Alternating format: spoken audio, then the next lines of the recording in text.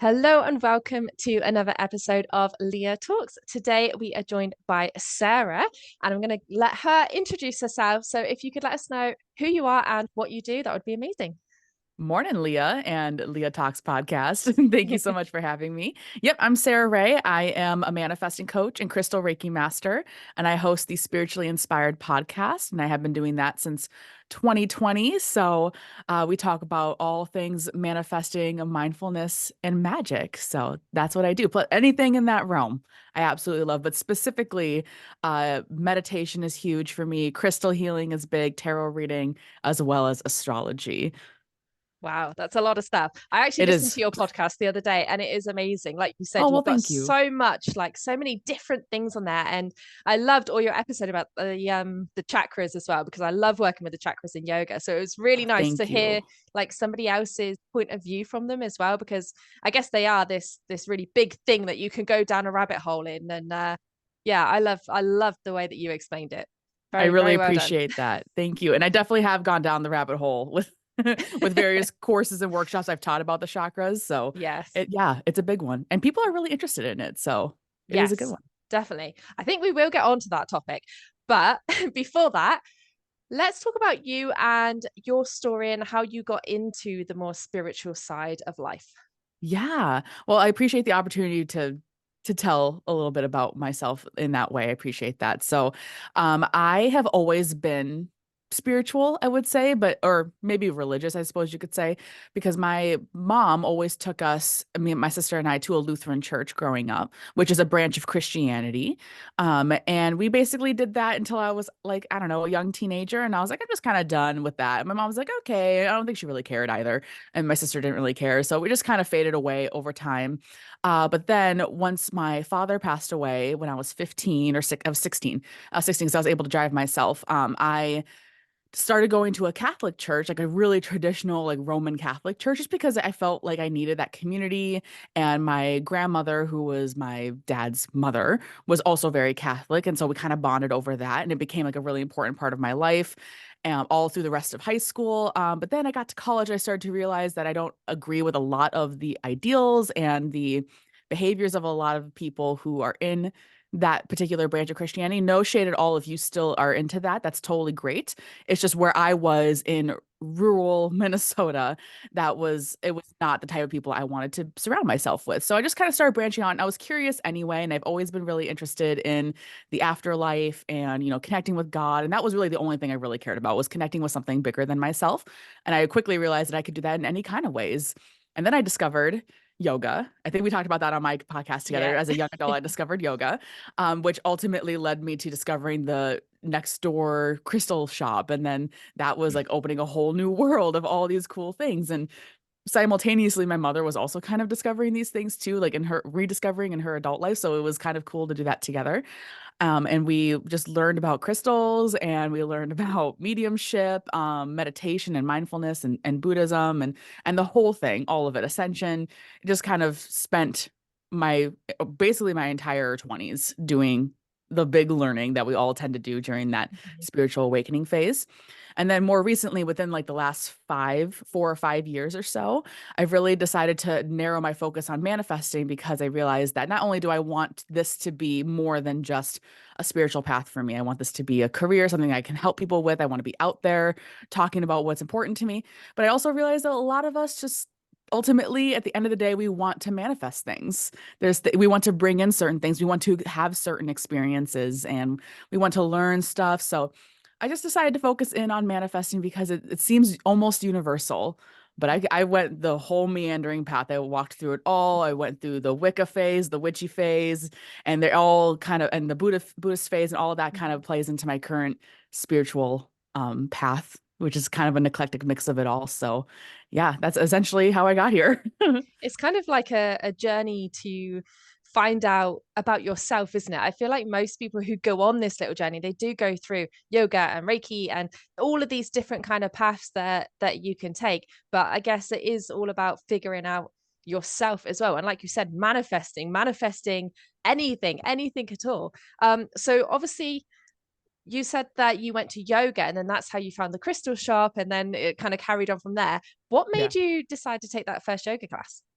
Yeah. So when I was in high school, I did competitive dancing, mostly focused on ballet. So that world was, the movements of my body and that sort of thing was not foreign to me at all. And we in in that studio, we often would take Pilates and yoga classes. So I had taken yoga classes before, but I didn't when I say I discovered yoga, I actually mean that I learned what it meant to practice yoga, not just move through the sequences as a ballerina Yeah. would do. So I had taken yoga before, and so I was relatively familiar about what it was.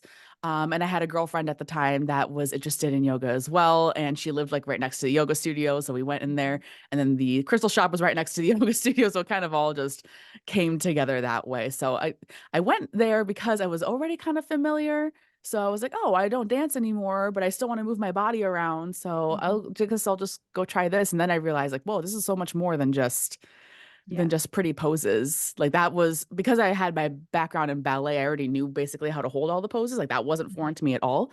But the whole rest of it was like a whole new world to me. And I was just amazed and obsessed with it. And I ultimately started with learning about Buddhism and like more Eastern traditions in that way. So it spiraled from there. Yeah. That's amazing. And I Yeah. know we spoke about it when I was on your podcast, how I got into yoga through the physical side. And I think a lot of people do that. And then, like you said, it just kind of they start to wonder a little bit more and then go down the different paths and try and find out a little bit more and then go into the yoga philosophy. And yeah, that can Mhm. just take you into the spiritual world. um, Yes, it's a great so gateway. yeah, yeah, definitely, definitely is. I'm guessing you would say that that has majorly improved your life then.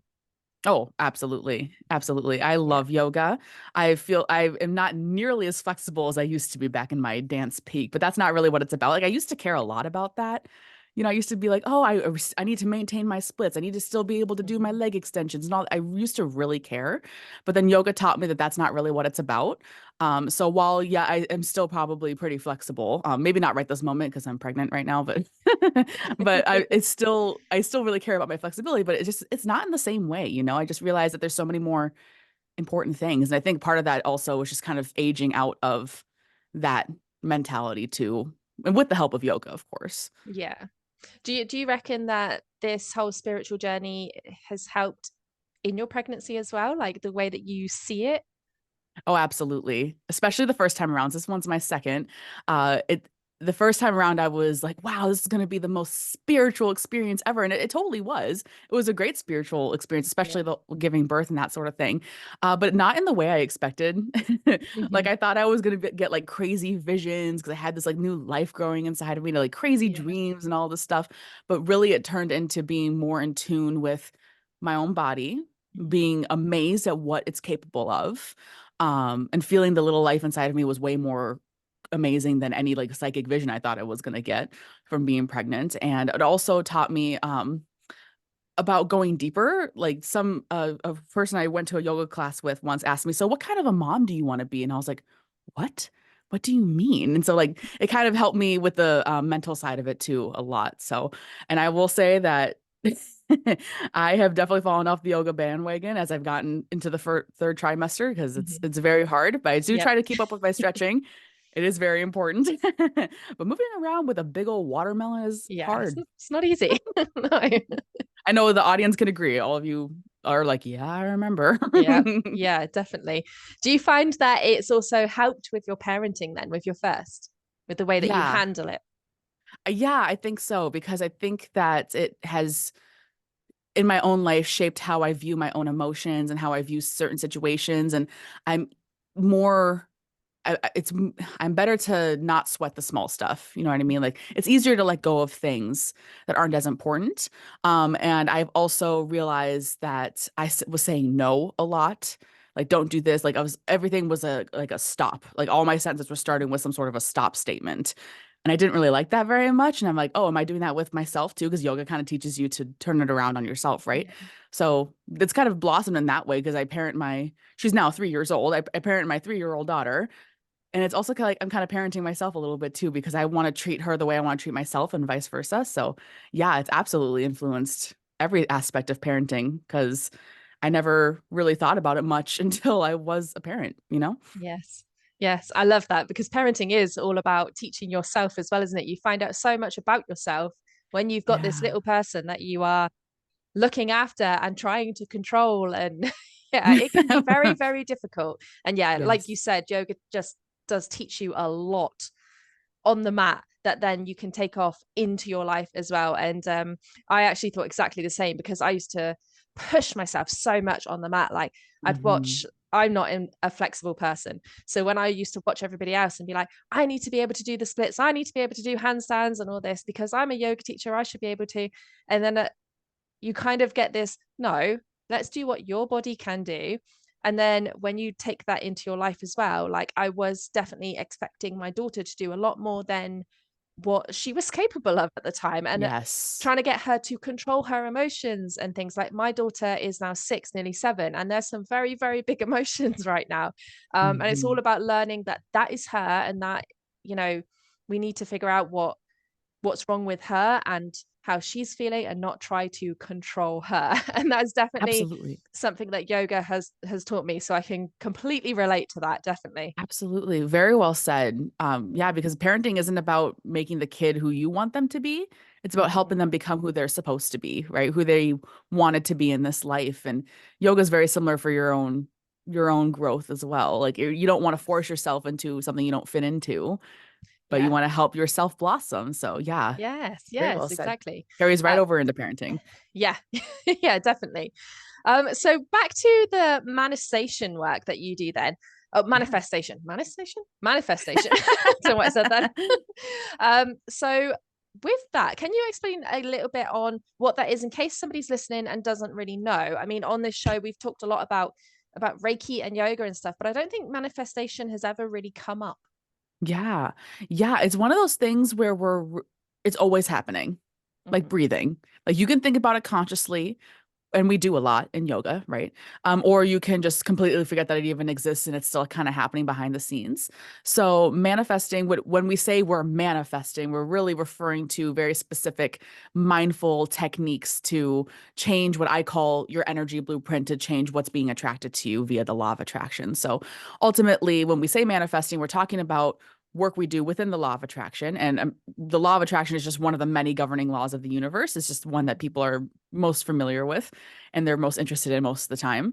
Um, and it's essentially when the universe is responding to the energy that you put out there. That's as simple as I can make it be.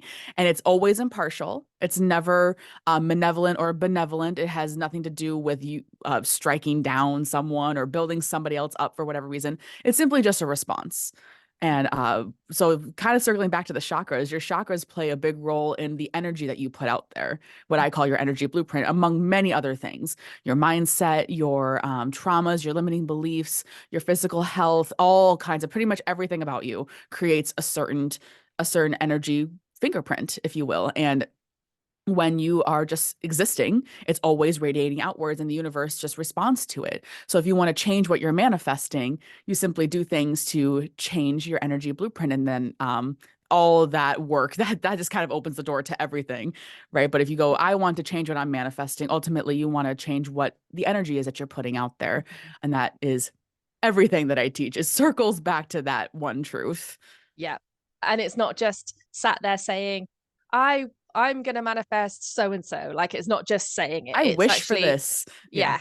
yeah, yeah, feeling it and changing the energy. I Yeah. spoke to somebody the other day on my podcast about frequencies and high vibrations and stuff. So I guess that's a very similar thing, isn't it? It's about your Absolutely. energy and your aura, would you say? Yeah. Oh, yeah. Your aura is a big part of it too, because your aura is also like the extension of your chakras, right? Mm. And I believe that all these things come together to create like energy blueprint. That's why I kind of created a new word for it, because I don't want to Yeah. refer to just the chakras, even though that's part of it. I don't want to refer to just your mindset or just your physical health or just your aura. It's kind of all plays together and it all makes a difference. Also, your natal chart is part of it as well, with the energy that you put out there. So it's all part of it. Um, and the higher vibe, if you will, the higher vibe that you have, the higher vibe of things that will come into your life. So you're right. It's not just about thinking and wishing and that sort of thing. That is a one part of it. That's Mhm. like the part that we're most familiar with. But there's so many other aspects that come to it. I like to use the phrase manifesting goals, Yeah. because there's an element of goal setting in the manifestation work that I like to teach people, because there's things that you have to do in manifesting, because I promise you that if all you had to do was talk about it and wish and think and feel, I would be screaming it from the rooftops. I promise you that I would be. I'm not gatekeeping that information, but there is work to do in manifesting, and it's empowering to realize that information. So it's not just about wishing, but that is a part of it for sure. Yeah.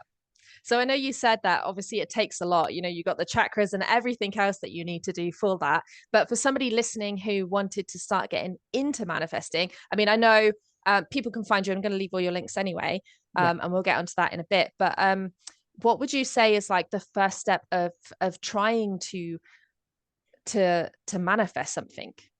Yeah, I would say really the first step that most of us should be taking to, I don't really like that word very much, but the first natural step that most of us feel like we should be doing is reflection, mindset work, meditation, mindfulness type stuff, because you really need to be really self-aware of where your energy's at, what your mindset is at, what you want, what you believe, what is being held deep down, versus what is you're putting out there. You really need to have that element of self-reflection. Luckily, everyone here listening is probably on that path already, because thanks to yoga. So that is the first step. And I like to call these the four phases of manifesting. People who are with me a lot definitely hear me talk about this a lot. And they're meant to be cyclical, like you can kind of go wherever you need to go with them. But most of us do start with mindset shifting, where we talk about our limiting beliefs, we change our affirmations, we do the visualizations, we journal, we create the vision board, like all the stuff you're probably already familiar with when it comes with manifesting, right? But then next, you would probably be doing intuitive planning, where you're thinking about, okay, so this is what I want. I'm going to work backwards from there, and what do I need to do to get there? So these are all the elements that are more traditional in goal setting, Mm-hmm. which a lot of us are really familiar with. We're go-getters, so we understand what it takes to achieve a goal, to be consistent and all these things, and um, whatever that entails, whatever works for you to achieve a goal. And then, of course, inspired action is exactly what it sounds like. You're doing the things, but then Yeah. the magical part comes in the last phase, which is letting go. And this is where it differs from goal setting, because you have to leave room for the universe to do its part. It's co-creation, right? So if Mm-hmm. you are only setting goals and you're only going after this one very specific outcome, you get tunnel vision, and that doesn't leave the universe enough room to bring in more miracles and more magic. And then goal setting is very pass or fail, while manifesting is about being open to bigger and beautiful things that you might not even realize were possible for you. But the universe is like, yeah, I'm just waiting for your energy to match it, and I'll Mm-hmm. send it right your way. So ultimately, that's where Yeah. we start. And that's kind of the movement that we move through. And we just kind of keep going over and over again with everything that you want to manifest in your life. Yeah. I love that. Just as she was talking then, like an example came up for me. Hopefully, I guess you can let me know if this is manifesting or hopefully, and it inspires the audience. But me and my husband, we were actually planning on moving to Portugal at Mm, some point, and it didn't happen. We couldn't sell our house for the price we wanted to. Everything just went wrong.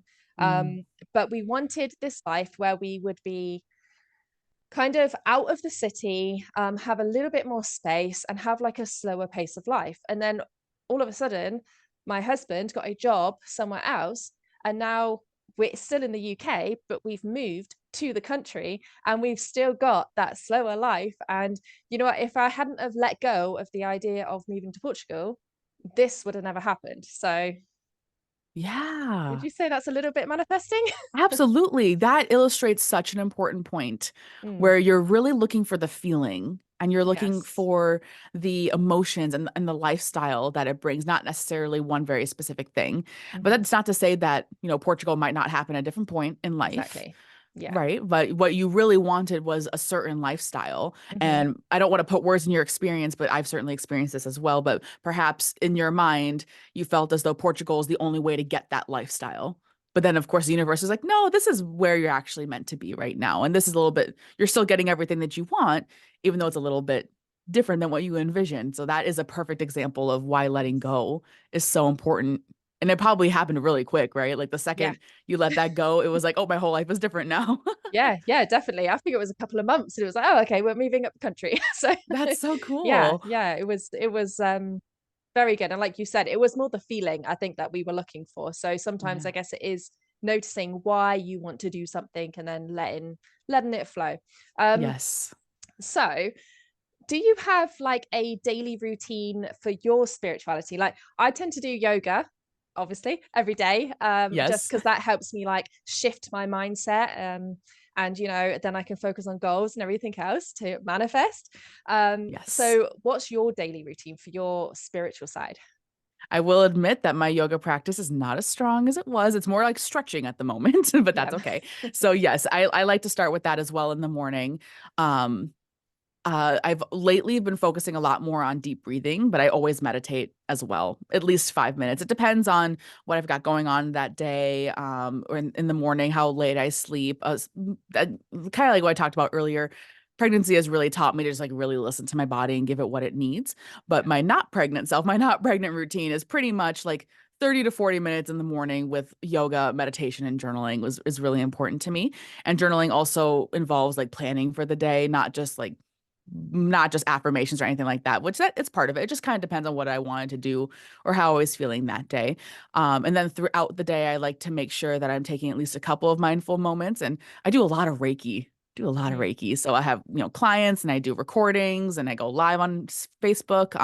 So Reiki is always part of the day as well. But in the morning, yoga is really important. That kind of gets you in the right mindset, right? And then meditation is probably the thing that's most important. Because that just kind of keeps all the muck that you don't want in your brain. It helps you kind of get to the root of it. So that's if I don't have time for yoga, which I haven't really been, I still make time to meditate and breathe and just be mindful. And affirmations too is probably the other thing that I really always make sure that I have in my routine. Yeah. Yeah, Yeah. I would imagine that from you actually with the manifestation. You got to have some Yes. affirmations in there as well. Yeah. Yes, Um, absolutely. so I know that you work a lot with crystals. Can you Hmm. explain a little bit on how they can affect you? Because I know I've been to quite a few yoga classes where they've had crystals around, or they'll place a crystal on your mat. And as much as I know that it's all about energy and stuff, I'm still not even like 100% myself. So for anybody Yeah. listening who has no idea on crystals, can you just explain a little bit on how they work? I love crystals. I love that you've been to yoga classes that incorporate them. That's so cool. Yeah. I love the idea of bringing this energy work element into yoga. That's so awesome. Yeah. But yeah, so crystals, the what makes a crystal is its molecular blueprint. There's that word again, right? But it's a very specific stacked set of molecules that radiates a certain amount of energy. It carries a certain vibration that resonates with certain things, mostly within your chakras and other different vibes that are out there in the world. And we know this is true because everything in the universe is energy, right? It appears solid, but it isn't. And we know that because of physics and quantum physics. So that's not just, I don't really like this word very much, but that's not woo woo at all. That Yeah. is just physics fact. Yeah. Everything is energy, right? So that's very true with crystals. And crystals have a really high vibe. They're a really specific energy thanks to the molecular structure that it carries. Mhm. Um, and a lot of people don't realize this, but the crystal energy is really strong. Like it just radiates outward the way that our aura radiates outward. And it's never not doing that. It's always there. And even if it's a type of crystal that can like absorb things, like selenite, for example, can absorb energy and that sort of malachite is another one. It's always radiating the energy of its molecular blueprint. So all you really need to do is be within its vicinity and be open to receive it, like either in your head or your heart. Just know, like, yep, I'm putting this here because I want to receive this energy, and it's happening. It's really very simple. That's like the simplest Yeah. thing you can do with crystals because it's there. It's just its energy is mingling with your energy, and when Yeah. that happens, a process called entrainment occurs where your energy begins to mimic that of the crystal, and that's kind of where that healing element comes in. Yeah. So just being around the crystal within, a couple of feet, depending on how big the crystal is. Like if it's a really small crystal, you probably want to keep it a little bit closer to you. But if you've got like a good sized crystal, you can just be next to it and you can feed off of its energy. It happens subconsciously. It's very similar to Reiki, where it can happen across distance, across space and time. Crystal healing is very similar because energy knows no bounds. So all Mhm. you have to do is just kind of be in its bubble and be open to receive, and you will receive it because your energy changes with that crystal, very similar to how Reiki changes your energy too. Yeah, that does sound so powerful. So Yeah. I guess Google is your friend when you're wondering what crystals do what and what Yes, energy you want to absolutely. affect. Yes. Just know that, okay, since everyone here is probably familiar with chakras because it's a yogic thing, Mhm. whatever crystal or whatever color the crystal is, probably resonates with the corresponding chakra. Yeah. So the dark red crystals are for the root chakra and keep on going. And you can also take that the opposite way. So like let's just say if your third eye is overly open, like and you get a lot of migraines maybe, or you're not feeling very grounded, you could always put the opposite color, contrasting color on that chakra as well. So just kind Right. of keep it in line with your chakras and it'll make it a lot easier to learn. No need to memorize anything. Just go with your intuition. Yes. Yes. Amazing. Okay, Yeah. that was great information. I love that. Oh, good. I'm glad. Awesome. So I ask everybody this on my podcast, and this can be absolutely anything at all. It doesn't have to relate to what we've been talking about today, but what are three pieces of advice you wish you knew? God, just in life. Yes, just life advice. I wish that someone had taught me at a younger age that I don't need to listen to what everyone else is telling me. Like Mhm. I wish I was a little bit more empowered to make my own decisions and to reject things that were being told to me. Just kind of on a very like broad scale. Like, you can get really specific with that, but I kind of wish that I had that wherewithal from a younger age that I don't have to rely on other people to think for me. I can think for myself, that sort of thing. Yeah. And I know it's really broad, but another thing is when you sent me this question to prepare, I was like, man, what are three pieces of advice? This other one here is that you do not have to be a morning person. Yes. Okay. Like you do not have to wake up at Hmm. 5 a.m. to do whatever. Like I'm all Yeah. about a morning routine, or maybe you should call it a wake up routine. Like whenever you wake up, have a Hmm. routine that helps you get set up for your day. But that I don't care what time of day that is. People Yes. have different circadian rhythms. Some people are night owls. Some people work overnights, whatever, because I've definitely Hmm. been there. I've worked overnights. It doesn't have to be 5 a.m. All Yeah. right. That's- Yeah, I Hallelujah. love that because I see that so much. Like, you need a good morning routine. And my morning routine is getting jumped on or screamed at like at 5 o'clock in the morning. Girl, Mummy, wake yes. up. It's like, Yep. that is not my morning routine. Yeah, no. I totally agree with that. Like with the little feet kind of coming into the That's room it. and that wakes you Yeah. up. As much as I love it, but yeah, it's not the most gentle way to wake up in the No, morning. not at all. And I also wish I would have learned from a younger age that I don't need to be so concerned about the future. You know Mhm. what I mean? Like the the future is really important and we need to plan and all this stuff, but it wasn't until I really started getting into mindfulness and meditation, like being really present, that I realized I was missing out on a lot of stuff. I was so goal oriented. I was so focused on the life that I wanted to live that I felt like if this isn't the life that I want to live, it's not what my dream, it's a waste of time. Like I often talked about everything I was doing was a waste of time. And that was such a detrimental mindset. Like it was especially as it pertains to jobs. I've worked tons of jobs I didn't like. I'm sure people can relate. Mhm. Um, that I would go into work and I would be pissy and I would be angry and I'd be like, I don't want to be here. Like I would have a bad attitude before I even got into the door because I felt like it was wasting my time. And I would say that out loud. This is wasting my time.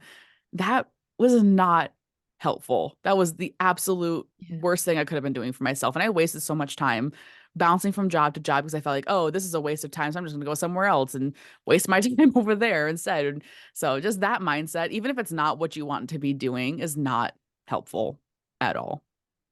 So, Yeah. I yeah. love that advice. Yeah, they are three very important things that Yes. hopefully everyone can relate to. Yes, Yes. amazing. Well, thank you so much for joining me. Before we end this, can you let people know where they can find you? I will leave all your links down below.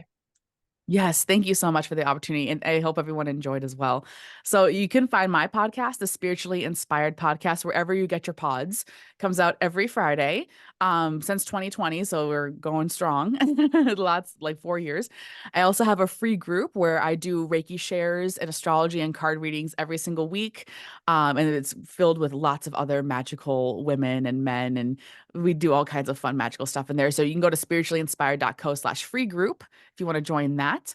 I also shared a link with you, Leah, to put down below of a free manifesting bundle. If you're really intrigued by the concepts of manifesting that I shared with you today, that are a lot different than some of the other manifesting rhetoric you might have heard before, that manifesting bundle is all about covering all your bases there. You'll learn everything you need to know. It's a masterclass, it's a workbook, and it's also some other goodies. that I'll let you go and discover.